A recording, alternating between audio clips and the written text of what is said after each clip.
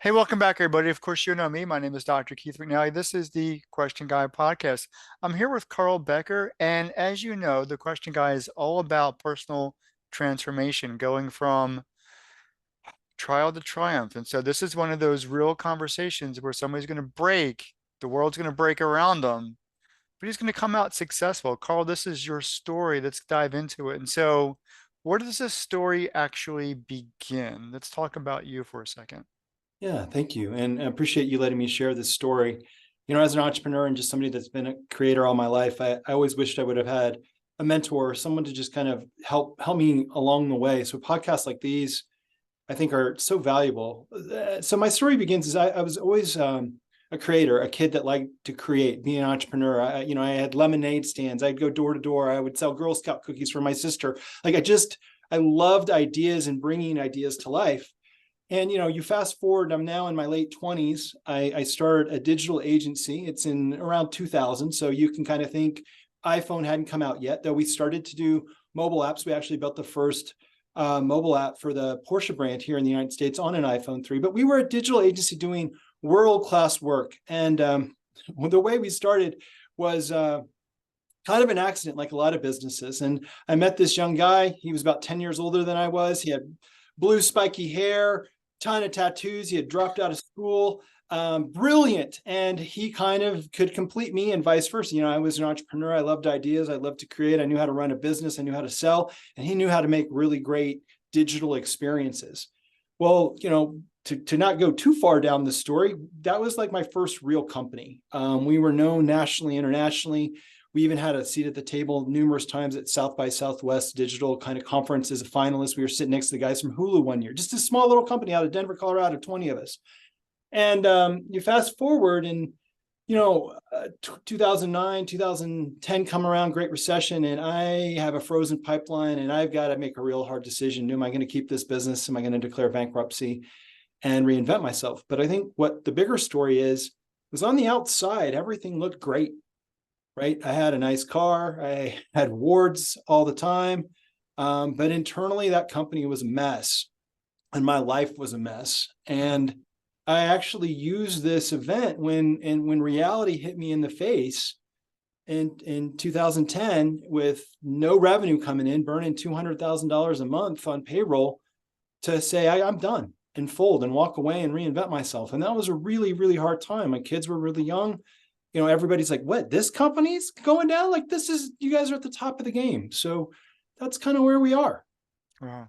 Wow. And that's a gut punch, to be quite honest. And so how did you deal with that emotionally? How did you deal with that psychologically? Yeah. Um, because you had to fold. So what's I had, going on with you?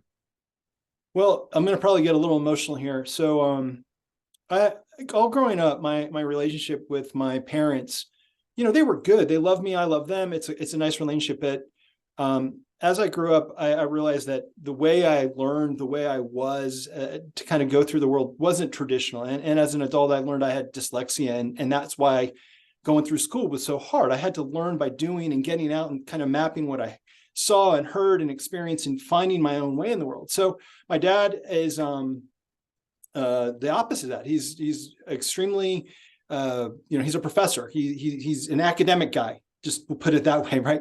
And so, all growing up, I always felt misunderstood. I couldn't live in his world fully, and he couldn't get mine. I was always out just doing things. So I tell you that story to tell you what happened. So I have a very quick heart to heart. Every day you wait when your company's hemorrhaging money and there's no revenue, it's only going to get worse. So I had to decide very quickly, am I going to figure out how to survive and keep this business going? This business that's not serving me, that I feel horrible about. I'm overweight, I'm drinking too much. I don't have a very healthy lifestyle. Or am I going to use this as a way to hit the eject button and reinvent myself? And it was really hard. And I can remember I'm sitting at my office. And again, outside, I had a beautiful office. But I call my dad. My dad picks up. And I say, Dad, I need you to be my dad right now. I just need you to be my dad. I don't want to hear advice or anything. And I need you and Mom to come to Denver and help me get through this because I'm going to close down my company and start all over. I'm going to lose everything that I have. And I don't need you to fix it. I just need you to be my dad. And he showed up and helped me get through it. And that was a really big thing in my life because there was all this pressure of what I should have been, could have been, and here I am folding. Yeah. And the guy that is going to help me get through it is also the guy that gives me heartburn. You know, the guy that I can't live up to in my mind at that point in time. Yeah. And that was, 15 years ago, 12 years ago. But that's how I got through it. I had to just get really real with who I am and how I wanted to be and have faith that I could reinvent myself and then believe in that and do it. And you started doing some things differently because you keep on using the words wanting to reinvent yourself. And so Yeah, I sure you, did. so internally, you knew things had to change. What had to change first? Wow. I think I had to forgive myself first. I think I had to realize that I'm not sure I was running my own race at that point in time. I think I was doing the things that I thought a successful man would do and have and be, Yeah. which if I had to say it, they were like clothes. You put on somebody else's clothes. Not only might they be too small, but they might be a style that doesn't fit you, but you're wearing them. And I think I had to get really real with myself and say, you know what, I'm not this company. I'm not the window dressing. I'm deeper than that. I have more of myself to bring forward. And I need to start making decisions that serve me better instead of like the outward, if you will. So I think the first step was getting real with, okay, the way I've been living my life, while it might have looked great and I had some great trappings and stuff, isn't inside my soul who I really want to be. And I think once I got clear there, it's kind of like the next horizon to open up. Okay, so now you have a chance to reinvent yourself. Who do you want that person to be? Which was my And next question. yeah, Who did you want to become? Yeah. yeah. So I realized I had to get clear on what I wanted to play for, right? Like what gave me joy. And what gave me joy was creating and also bringing people around me up, bringing other people up, like being a change agent, being somebody that could impact other people's world. And I guess I'd been doing that, but it was unintentional. It was, yeah, I was a great boss and I had great relationships, and everybody on that team, even when they left, they had a huge resume to go to other companies and they've shaped the industry. Like we were like that company. And a lot of it was because of how I did it, but it wasn't in my mind. That's not what I was playing for. That wasn't my intention every day of showing up and making teams better, making individuals better. And I think as I kind of said, who am I? I was like, that's actually what I do really well. Like I really bring other people around me up really, really well. And I love it. So what does that look like? How do I do that? Yeah. And so, I had a couple iterations between that and what I'm about to tell you. So I started a consultancy where at first we were building sales organizations for other companies. So we would come in and kind of like augment another team. And if you will, I'm going to just take a quick little detour. So I'm doing that for 5 or 6 years and it's going pretty well. I'm bringing up teams around me, but I got to be honest with you. Day to day, I'm doing my thing and I feel like the team's letting me down again and again. And I have great relationships with them. I had a lot of lessons learned from the first company. We were all aligned. The first company, we weren't aligned. Me and that other guy that started, we didn't want the same things. So I kind of said, okay, wait, this next iteration, we need to have the same things. So that was check mark. Good, right? We're all aligned. But I'm in this peer group, right? And they go, do you have any issues you want to process? I said, sure. And I get to this whiteboard and these are the big issues. These are the things I'm trying to solve. And then I turn to the group and I say, and no one can solve them but me. You said And that to the group? to the group, my peer Isn't group. the whole point? Oh God. And they look at me and they're like, Karl, you have to surrender to team and strategy. Like you can't keep being a hero. You can't keep working every night, every weekend to solve this. Like, do you realize that you bring these people up around you, but you don't empower them to do enough? Like you don't truly trust them because you're at this whiteboard. You've outlined all these challenges and you're saying no one can do it but you. No one can help you but you. Oh. And it was like, oh. man, so that was kind of the next chapter of like relearning and saying, look, yes, I'm good at bringing people around, but if I don't empower them, if I don't give them the tools, I'm never going to get off my own hamster wheel. And quite frankly, nobody wants to be at a place where they're second guessed and they're not empowered to be who they want to be and bring their skills. So ultimately, kind of fast forwarding through these stories, I feel like my true calling is where I am today, where I really am. I actually closed that consultancy down and reinvented a different one that was very similar. But instead of bringing a team in, I come in with my teammates and make great teams in other people's companies. But I don't think I could have done that if I didn't realize as an entrepreneur and as a leader, a lot of this is on me, how I show up, how I communicate, how I bring people together. So, I'm in these dark hours and I'm looking around going, how did I get here? And then realize a lot of this is my own doing. I have a big role in this. I'm not a victim. I'm actually the architect sometimes of the trouble I'm in. So that might have been a little rambly to get where I am, but here we are. Well, you told a personal story because entrepreneurs out there are trying to figure it out. I think every day they try to figure out the next step, the next hurdle, the next obstacle, because quite frankly, they put themselves in that situation. They put themselves in a situation where they've got to be the all in all. They've got to know how to do things, and it doesn't feel comfortable to say I don't know how to do something. It doesn't feel comfortable to say I don't know how to solve this problem.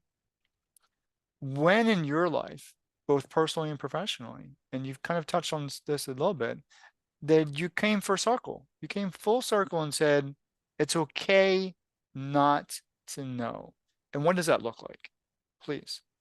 I mean, I think at this point, I don't know all the time. I'll be honest with you. Like I put myself out there every day, and whether it's you miss 100% of the shots you don't take, or any other famous quote you're going to learn, all of that's true. If you're, I think about my kids when they were really young. They would play an app, like a game, and if they didn't get it right away, they would think they weren't any good at it. And it was like, well, why do you think out of the gate you should be good at this? I can remember one time my oldest kid had been playing like Wii golf, right? Virtual golf. Yeah. And then he's like, let's go play real golf. And we got clubs and we did. And he was horrible at it. But in his mind, he thought he was going to be amazing, right? But we've never done these things. He had never held a real golf club. And so I think the biggest thing is to just know that nobody knows what they're doing. Everybody had a first time doing whatever that they did. You had a first podcast. I had a first time I was a guest. I had a first time I made a sales pitch. I had a first time whatever. And if I didn't do it, I wouldn't have learned. Right. And so I think it gets back to confidence and self-confidence. And whether you tell yourself there's a higher being that's got me, right? Like I'm as long as I'm following my North Star and being me, I trust in the world. Yeah, or trust in the universe. That might be a thing. Or maybe it's just that you have enough confidence that no matter what, you'll figure it out. You are just a determined individual. But if you don't put yourself out there and realize that you're going to be wrong, but once you're wrong, you can learn to be right, then you're never going to get out in an adventure. You're never going to change your reality. So for me, I think it's been something that even when I was a kid, because I wasn't learning in a traditional way, I would be out reading out loud and kids are making fun of me because I can't read very well out loud, right? My brain doesn't process like that. I just had to get out there and do it. So I think at some level it's learned. You just got to do it. And that's okay. And that's perfectly Hopefully. okay. Because people in an entrepreneurial situation, um, they could call a coach, they could phone a friend, they could do all the typical things. But failing is something people are afraid of. And you failed a couple times. You actually mentioned two big ones. I mean, you closed a Yeah. company and then basically the whiteboard smacked you in the back of the head and said, you need the people in front of you. So basically, you failed and you failed big, but then you Yeah. turned it around. You found a way to turn it around. And for our audience sake, for those who are watching and listening, that's a scary thing. Tell them that's okay. Tell them it's okay to turn it around, please. It is so okay. And it's so gratifying too. And here's the thing. There's always people in your court, like when you fail or when you try and it doesn't work out the way you want, because to me, even if you fail, you didn't fail. You now have an advantage the next time you try something, right? You've gotten closer to the goal because you've tried it once and you try it again, and eventually you get closer and closer and closer. And some days it's a little, like 1% a week or 1% a day. And other times it might be like quantum jump, Mhm. right? But if you're not trying and cycling, it's really hard to do that. But I would tell you, you know, I told the story about my father, right? He was there for me. Other entrepreneurs are there for you. Your business partner's there for you. Your spouse, your partner. But sometimes our fear is that we aren't willing to bring that forward. Like I could have called my dad with a great amount of shame and been like, I can't believe I'm telling my dad I'm closing this company down, right? I've got all these plaques and awards, but I had to get really real, right? And trust the people around me. And so I would just say, it is okay to try. I'm not going to say fail because I don't think you ever fail. You just try and you get better and smarter. So if you're not doing things where you're putting yourself out there, think of all the possibilities that you might be missing, Mhm. right?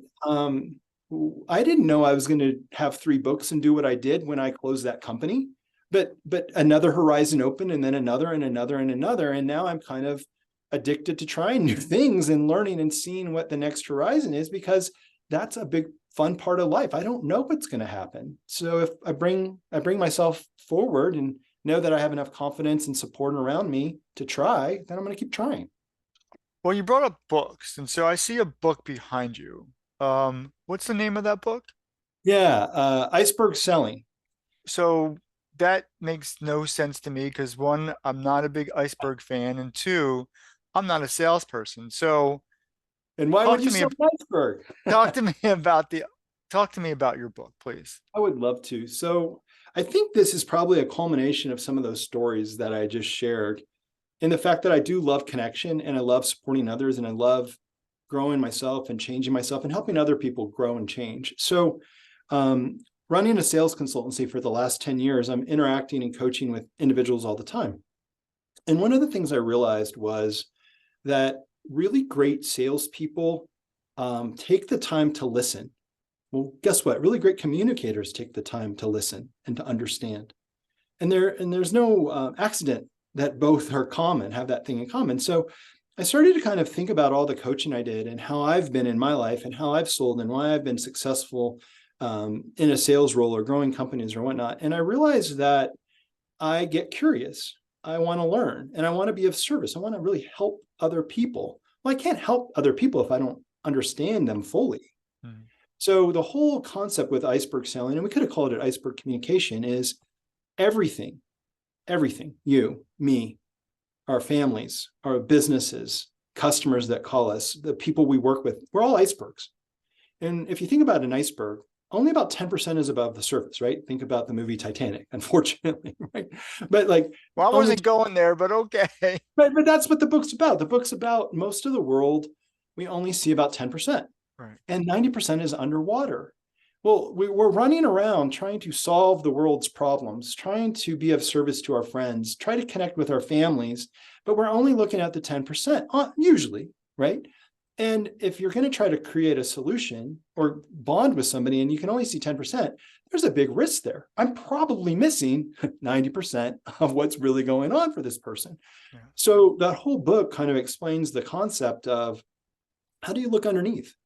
How do you see more and more underneath? How do you realize you're an iceberg? You might only be sharing 10%. So how can people really get to know you? And the people that are interacting with you, they're only sharing 10%. So let's get curious. Let's start to see more and more what's under the water so that we can connect, meet people where they are, build stronger relations, come up with more solutions. And it's been a really great experience writing the book. And I love the whole idea that people are kind of getting that aha, like, hey, how can I look below the surface and connect further, deeper, better? So let's talk about that just a bit. Sure. Answer your question. How do we go a little bit deeper, so that somebody knows that they are making a real connection with you? Now, there's the whole know, like, trust phenomenon that's on social media that you're not going to get any real business or even any real partnerships unless somebody really does get to know you, and that requires some vulnerability. So can you talk about it from the perspective of your book? Yeah. Thank you. I think the first thing I would say, whether you're selling or you're managing someone, or even if with you're interacting with your family, is if you can realize that they're probably only seeing 10% of your iceberg, and that sometimes the best way to start to build rapport, build trust is to share. Yeah. And that's where that vulnerability comes in, right? If you can say something like, let's say you're at dinner table with your kids, right? And one of them looks like they're having a rough day. You can certainly say, hey, I'd love to learn about your day, but I was just thinking about when I was at the dinner table and I was 16 and my dad was like, hey, how was your day? And it was the last thing I wanted to tell him how my day was. So guess what I said? Fine. But you know what? It really wasn't fine. I can remember one day when I came home and I got in a fight at school. Some kids yelled at me. People laughed at me, whatever it might be. Most likely, now that I just shared in this example, it's going to be a heck of a lot easier for my son to say, I didn't know that about you. I kind of had a rough day too. Mm. That kind of resonates. And so, I would say from the very basic lesson here is the more you can share who you are and what you're about, the more that other person's going to do the same thing. One of the things I like to tell people when I'm coaching is ask somebody the question you want them to ask you. Why'd you start this podcast? Right? That's a What, good question. right? So why did you start your podcast? Well, this particular podcast, the Question Guy podcast, started from COVID and the quarantine. And so, just like everybody else, we were stuck inside, and I needed to find a way of communicating, getting to know other people. And that's what I did. I started knocking on virtual doors on LinkedIn. And slowly but surely, people were saying, yeah, I'll have a conversation with you. And it just grew from there. So people were making, like you did in twice in your life, significant pivots in your life. COVID was the third, if you didn't recognize it because you didn't talk about it. But I know for the rest of the world, Mhm. COVID was that pivot point. World came crashing down. They needed to make transitions, whether for whatever reason, whether it was personal or professional, and they were making real transitions. They didn't like what they were doing and they wanted to make change. And the best part about this is people are talking about themselves, like you at this point, and like me right now, because they wanted to share their story. And so I created this podcast, the Question Guy podcast, to allow people to share their personal transformation stories. I love it. And what happens here, like if I start to share back, we start to build rapport, we start to build trust. And it's authentic. Like I truly wanted to know why you started it, right? And I think you truly wanted to know about my book. So I think part of it is being vulnerable. Part of it is just being curious and then listening, right? Like well, I tell salespeople this all the time, but we could put it down for parenting too, or being in a relationship. Like listen, like truly listen. Put your phone down, turn off all your bells and whistles. Make sure that other person you're talking to is the most important thing for you right now. And they will feel that, right? Because it's real. And then what happens is this kind of natural back and forth of growing and learning. And when you do that, you build rapport, you build relationships, you build understanding. And isn't what sales or connection with other people really based on? It's you have a problem, you have some scenario, I can help you, I bring a solution, we get into agreement, and then we move forward. It's very Yeah. similar to building a relationship, right? You have a partner, they get to know you get to know them, you find that you meet each other where they are, you fulfill each other's needs, or you're really on the same page, and you move forward. It's very much about exploring not only yourself and sharing it, but what happens is the other person explores themselves and share it. And next thing you know, you're connecting and you're moving things forward. Well, let me ask a critical question because this is partly about building that know, like, trust idea, but it's also partly about being that entrepreneur and saying, I still need to make money at the end of the day. Yeah. Because that's what entrepreneurs, they've stepped out of the 9 to 5 and every conversation, every potential meeting, every meeting they have with somebody Right. is either a make or break. And so, how does your book take them through that idea without it being fearful, without Awesome. them being afraid of making that connection Awesome. for fail of failure? Yeah. So the first thing I will tell you is there's this myth, there's this I'm almost going to say antagonist if it were a story in the world of entrepreneurship and sales. Okay. And it's, I've got to show up and do all the things I see in the sales movies. I need to convince somebody. I need to be polished. I need to be sharp. I need to be aggressive. And that's fantasy. Nobody wants that. And no salesperson or entrepreneur wants to feel like they're manipulating someone to a yes. They want it to happen naturally. They want it to be authentic. So the first thing I would just say is, if you're an entrepreneur listening or a salesperson, you feel like you have to be salesy, I'm here to tell you, you don't. Take a big breath. If you have some head trash, and I meet people all the time where they have stories that, salespeople are bad. I don't want to be seen as a salesperson. I don't want to be salesy. I don't want to be manipulative. Flush that down. It's not real. It's real for you. I get that, but that's not selling. Selling is about being a guide and connecting. So that would be the first thing I would tell you. Now, in the book, there's 4 mindsets that I think are really valuable for anybody running a business, or anyone kind of selling, trying to create value, this map between an offer and creating value for someone. The first is, look at everyone as lifetime value. Move away from the transaction. It's not about selling the deal right now. It's about how we could work together forever. And so a lot of times, you're in there and you feel like, if I don't close this thing, the whole world's going to fall away. 1, you're giving your power away. Don't do that. 2, take a step back, right? It doesn't necessarily need to be yes right now. But if you could leave that conversation, even if somebody didn't buy from you, with them going, I like this person. They were authentic. Their solution seemed right. I want to work with them. It might not be now. It could be in the future. That person could be a client for life. That person could give you referrals. So take some pressure off. Don't worry about the right now. Play for the long game when you're building relationships. Play for that relationship. The second is, be of value. Be of extra value. You don't need to just give them the thing. So for example, let's say you are selling real estate and a new family moves to town, and you show them a house and you really hope they're going to buy it. Well, what did you learn about that family? Maybe their kids are a golfer. Maybe you tell them there's a great golf course. Maybe you send them a token to go to a driving range. Maybe if they're not there, you're like, hey, your kid says he loves to play golf. I've got some old clubs. I know that you just flew in for the weekend. If you want to borrow them so he can play some golf and get used to living here, happy to do it. Right. But you're thinking about the human and how else you can solve or be of service to that human. The next 2 mindsets kind of go together. And I love these. I love them all, actually. But it's this ownership and drivership mindset. The first thing with ownership is to realize that you are accountable for everything. It's up to you. It's up to you to have the life you want.